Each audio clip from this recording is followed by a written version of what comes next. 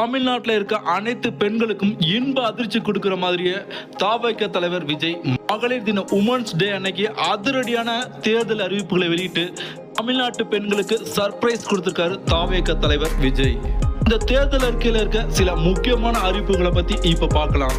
தமிழ்நாட்டில் இருக்க அனைத்து குடும்ப தலைவர்களுக்கும் மாசம் 2500 ரூபாய் கொடுக்கப்படும். அது தகுதியானது அப்படிலாம் கிடையாது, அனைத்து மகளிருக்கும் அப்படின்னு சொல்லி இன்ப அதிர்ச்சி கொடுத்திருக்காரு.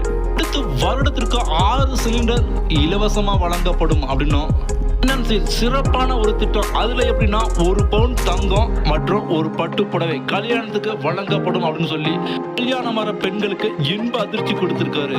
அதுக்கடுத்து ஒரு மிக முக்கியமான திட்டம் என்னன்னா, இப்ப இருக்க கவர்மெண்ட் வந்து பிங்க் பஸ்ல ஒண்டிதான் இலவசம் சொல்லி அறிவிச்சிருக்காங்க. ஆனா தாவேக்கு ஆட்சிக்கு வந்ததுக்கு அப்புறம் அனைத்து மகளிரும் தமிழ்நாட்டில் இருக்க அனைத்து கவர்மெண்ட் பஸ்லயும் இலவசமா பயணிக்கலாம். பஸ்ஸுக்காக வெயிட் பண்ணவே தேவையில்ல, அனைத்து கவர்மெண்ட் பஸ்லயும் எங்க வேணுமோ போயிட்டு வரலாம் அப்படிங்கிற மாதிரி அடுத்த இன்ப அதிர்ச்சியை கொடுத்திருக்காரு.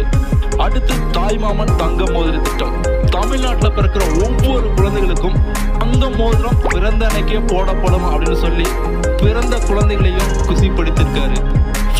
தாவேக்க தலைவர் விஜய் அறிவித்த இந்த தேர்தல் வாக்குறுதிகளை பத்தி நீங்க என்ன நினைக்கிறீங்க?